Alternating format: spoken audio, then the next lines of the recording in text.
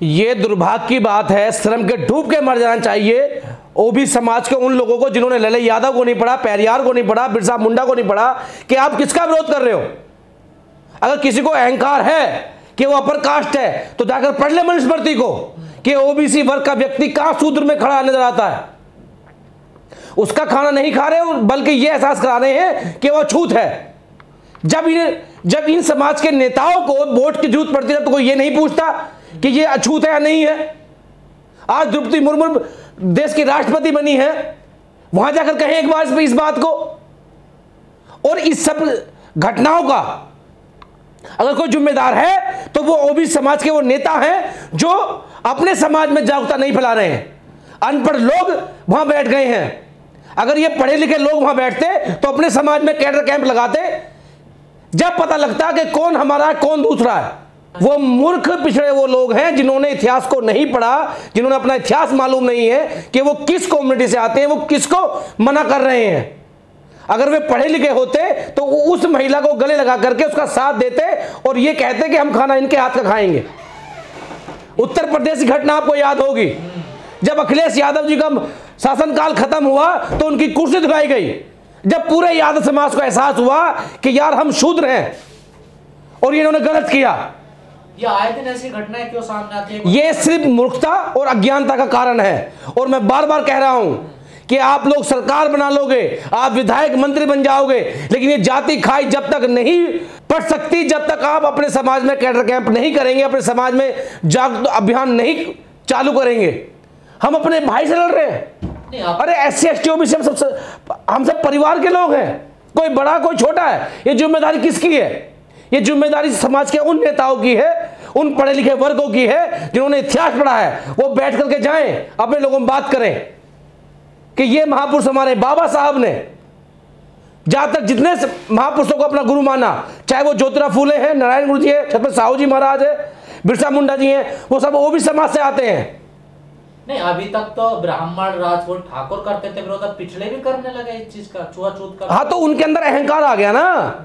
उनको लगता है कि हम अपर कास्ट हैं। जिसकी गलत फहमी दूर करनी हो, वो 2017 में जब अखिलेश जी ने आवाज छोड़ा था, उसको एक बार गूगल पे जाकर देख ले, पता पड़ जाएगा कि किस लिए धुलाया गया था। और उसको और दूर करनी है तो दूर दराज गांव में जाओ, जहां ओबीसी समाज मजबूत नहीं है, उनके साथ क्या अत्याचार किया जाता है, मारा पीटा जाता है। लेकिन ओबीसी तो खुद शूद्र वर्ण में आते हैं, वो मानने को तैयार कहां है। जितना शोषण हो रहा है, मैं सभी ओबीसी से वर्ग को तो नहीं कहूंगा। देखिए, लक्ष्मण जैसे यादव ये लोग जो प्रोफेसर हैं, ओबीसी समाज के नेता हैं, पढ़े लिखे लोग हैं, वो अपने समाज में कैडर कैंप करें, वहां जाएं और लोगों को समझाएं कि ये तुम्हारा भाईचारा है, आपको इकट्ठा रहना होगा, एक साथ रहना होगा। तुम अपने भाइयों को क्यों मार रहे हो, क्यों जुल्म जाति कर रहे हो?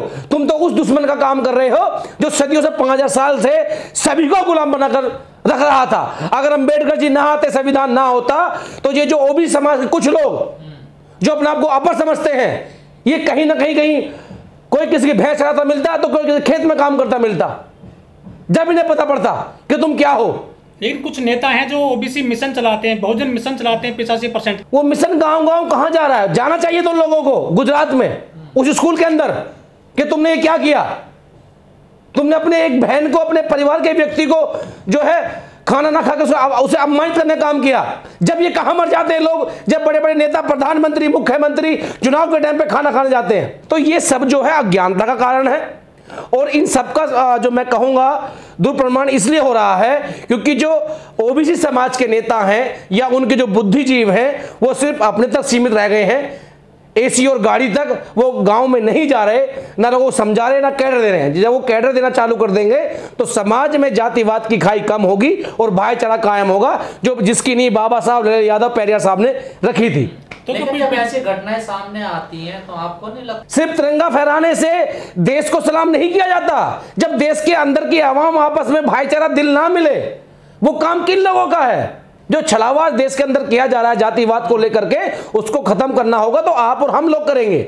हम तो अम्बेडकर राष्ट्रवाद को मानने वाले लोग, हम तो लगातार लगे हुए हैं। मैंने अभी नाम लिया एक प्रोफेसर साहब का जो यादव समाज से आते हैं, वो अच्छा काम कर रहे हैं। ऐसे कई प्रोफेसर हैं कि पिछले भी अत्याचार करते हैं SC ST पर। जैसी घटना आ रही है वो सब दिख रहा है, सभी नहीं करते, कुछ कर रहे हैं तो उनको समझाना चाहिए कि अगर आप लोग ऐसे ही करते रहेंगे तो जो पॉलिसी अंग्रेजों की थी कि फूट गिरो राज करो, वही आज कुछ लोग कर रहे हैं। मुट्ठी भर लोग इस देश के हुक्मरान बन गए हैं और जो सबसे बड़ा पहाड़ है आज वो चंद विधायकों के चक्कर में, मंत्री पद के चक्कर में आपस में फूट गिर करके बिखरने का काम कर रहे हैं। आप तो एक पहाड़ हैं, आप जब चाहे अपना प्रधानमंत्री, मुख्यमंत्री जब चाहे जब बना लें, जब आप लोग इकट्ठा हो जाएं। अगर आप लोग अंबेडकर व पेरियार, लल्ले यादव और सर छोटू राम की विचारधारा पे काम करेंगे। हाँ, शायद हमारी देशभक्ति इसलिए कम नजर आती होगी क्योंकि हमें भूख लगती है, हमें खाना चाहिए, हमें रोजगार चाहिए, हमें शिक्षा चाहिए, हमें बहन बेटी की सुरक्षा चाहिए। अगर उसको मांगना देशभक्ति नहीं है तो ऐसी भक्ति में मुबारक हो जहां दिल्ली की नाक के नीचे एक महिला सुरक्षित ना हो, उसके साथ छेड़छाड़ की जाती हो भाजपा के नेता द्वारा, जहां आज भी बिहार में एक दलित बेटी का नाड़ काट कर उसकी हत्या कर दी जाती हो, जहां आज भी उत्तर प्रदेश से मात्र 200 किलोमीटर गाजीपुर या बलिया जैसे क्षेत्र में दलितों को मारा पीटा जाता हो, जहां आज भी लोग अपने हक अधिकार के लिए सरकार के खिलाफ अगर धरना प्रदर्शन करते हैं तो उनके घरों पर बुलडोजर चला दिया जाता है। यह है आजादी। देखा सबका साथ सबका विकास। अमित शाह के लड़के की प्रॉपर्टी जो आज से 5-7 साल पहले 0 थी, आज वो कई सौ गुना बढ़ जाती है। यह है विकास। जो भाजपा के नेता हैं जो हवाला देते हैं 2017 में या 14 के चुनाव में, वो तो 4 गुना बढ़ जाती है। यह है विकास। और जो आम जनता वोट दे रही है, जो इनके झंडे डंडे ठाती है, उनके घर बिक गए, उनके मकान बिक गए, वो रोड पा गए, यह सबका विकास। आज एमबीए करने वाला व्यक्ति पकोड़े तल रहा है, बीसीए करने वाला व्यक्ति आज जो है मजबूर है वो 4th क्लास की नौकरी करने पे। यह सबका विकास। अगर इसको विकास कहा जाता है तो ऐसा विकास मोदी जी आपको मुबारक हो, इस देश के नौजवान युवा को नहीं चाहिए। अगर वो अपनी मास्टर डिग्री लेकर के कहीं बेलदारी करेगा तो ये उसको आप विकास कहेंगे। जो सबसे बड़ा वर्ग बाबा साहब को मानता है और बाबा साहब की प्रतिमा को हटा दिया जाता है, तो ये क्या महोत्सव में उनको जो भागीदारी देंगे? वो तुगलकाबाद में बाबा साहब डॉक्टर भीमराव अम्बेडकर की प्रतिमा को हटा दिया जाता है और एक व्यक्ति को, उद्योगपति को जमीन को अलॉट कर दिया जाता है। केजरीवाल साहब का भी दिखावा है। पंजाब में जाकर देखिए आप, वहां भी उनकी सरकार है कि कई हजार करोड़ फंड दिल्ली में पंजाब सरकार का जो SC/ST का है वो वापिस चला जाता है। अभी उनके जो पंजाब सरकार के जो अटॉर्नी जनरल हैं, उन्होंने एक बयान दिया कि ये लोग SC/ST के लोग काबिल नहीं होते, उन पदों को जनरल से भरा जाए, उनको हटाया जाए। तो दलितों के साथ, SC/ST के साथ तो हमेशा छल हुआ है। आप कोई सा भी महोत्सव बना लीजिए, आप अंबेडकर की बात करेंगे, आप लल्ले यादव की बात करेंगे, सर छोटू राम की बात करेंगे, उन बातों को करने से सिर्फ उन लोगों के वोट पाले जाते हैं। जब उनके हक अधिकार की बात आती है तो उनको दरकिनार कर दिया जाता है। आप बताइए कि जब मुख्यमंत्री जी ने कहा था पंजाब में कि अगर सरकार आम आदमी पार्टी की बनती है, केजरीवाल साहब ने, तो मुख्यमंत्री SC कम्युनिटी का होगा। आपने झाड़ू का चिन्ह लेकर के आपने हमारे लोगों को मूर्ख बनाने का काम किया। ऑन रिकॉर्ड 34% और अदर, और जो ऑन रिकॉर्ड नहीं है लगभग 40% की आबादी ऐसी समाज की है। वहां पंजाब में कौन बैठा है मुख्यमंत्री? कितने मिनिस्टर बैठे हैं पंजाब में? तो चाहे केजरीवाल हो, चाहे मोदी जी हो, ये सब एक ही है। इन लोगों को जो है SC/ST OBC समाज के लोगों को, जो इस देश का शेर है समाज, उसको गुमराह करना है, उनमें फूट गिरनी है और लाभ लेना है। वो कुछ काम नहीं कर सकती। इससे पहले तो रामनाथ कोविंद जी थे, 5 साल उन्हें कभी बाबा साहब जय भीम की याद नहीं आई। जब उनका लास्ट कार्यकाल बचा 2-4 दिन, जब उन्होंने जय भीम कहा, और बाबा साहब की वजह से ये लोग पद तो पा लेते हैं लेकिन हमारा काम नहीं करते।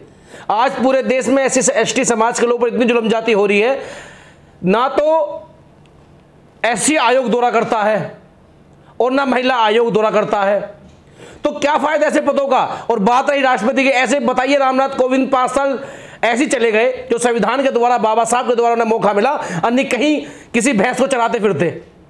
मैं भी चराता फिरता। अगर मैं आज एडवोकेट हूं तो मैं बाबा साहब की देन हूं, लेकिन ये वो लोग हैं जो बाबा साहब के संविधान का लाभ तो लेते हैं लेकिन उनके हक अधिकार को, उनके जो उनके अनुयायी उनका काम नहीं करते। ये तो सत्ता के चमचे हैं। माननीय काशीराम साहब ने कहा ये तो वो गुलाम है, इनके घर में भी अगर कोई अत्याचार होना तो ये आवाज नहीं उठा सकते, इन्हें सत्ता की कुर्सी प्यारी है। जब बाबा साहब थे तो अकेले व्यक्ति थे और देश के SC/ST OBC के लोग बाबा साहब को माने लोग आगे बढ़ रहे थे। और आज स्थिति ऐसी क्या है कि बाबा साहब नहीं है, माननीय काशीराम नहीं है, तो आज 131 MP है हमारे पास, 1200 कुछ रिजर्व विधायक है, तमाम IAS IPS हैं, लेकिन फिर भी हम कमजोर हैं, क्योंकि वो सब लोग, बाबा साहब ने कहा मुझे पढ़े लिखों ने धोखा दिया, वो सब लोग गुलाम हैं, कुर्सी के लालची हैं, कुर्सी पे बैठ करके अपने निजी स्वार्थ के लिए समाज को धोखा दे रहे हैं, बेकार काम कर रहे हैं। आप देखिए, जो बाबा साहब ने कहा था कि भाई हम लोग आज़ाद तो हो रहे हैं, लेकिन क्या वो लोग आज़ाद होंगे जो इस देश में खेत खलियान में भट्टे में मजदूरी करते हैं, कारखानों में काम करने जाते हैं, उनकी तो कोई सुनवाई नहीं होती, उनके लिए कोई काम नहीं होता, उनके लिए बिल तो बनते हैं लेकिन वो अमीरों की तिजोरी में चले जाते हैं वो बिल। तो किस चीज़ की आज़ादी है? सिर्फ एक संख्या बढ़ने से आज़ादी नहीं होती। देश में हर वर्ग को वो अधिकार वो मिलने चाहिए, वो मान सम्मान मिलना चाहिए, जिससे कि एक लास्ट पंक्ति में बैठा हुआ व्यक्ति, एक दिल्ली से हजारों किलोमीटर दूर बैठा व्यक्ति इस बात को कहे कि हाँ, आज हम देश का 75वां जो है आज़ादी का महोत्सव मना रहे हैं, अमृत महोत्सव मना रहे हैं। आप जाकर पूछिए दिल्ली से 50 किलोमीटर दूर, आज भी लोगों के साथ जो जुल्म जाती अत्याचार होता है कि लोग महसूस नहीं करते। ये रहा ओमेक्स अपार्टमेंट, एक महिला के साथ छेड़छाड़ की जाती है भाजपा नेता द्वारा, तो वो आज़ादी मनाइए, अपने दुख को देखे। तो आज़ादी का जो सही मायने है वो ये है, जब सरकार में बैठे हुए लोग हर एक वर्ग को बराबरी का अधिकार देंगे, मान सम्मान देंगे, तो आज़ादी का महोत्सव मनाना उचित है। और लेकिन सरकार जिस तरीके से नया नया एजेंडा, नया नया नाम लेकर आती है, उन नाम के साथ साथ उन देश के लिए वो काम भी करे उस तरीके से। आज देश के हालात ऐसे हैं, खास करके उत्तर प्रदेश के, कि माननीय न्यायालय को ताक पे रखा जाता है। उत्तर प्रदेश के मुख्यमंत्री कुछ भी निर्णय ले लेते हैं, ना कोर्ट है, ना जज है, ना वकील है, सीधा किसी का मकान तोड़ दो, किसी के मकान में बुलडोजर चला दो। तो ये आज़ादी के मायने हैं।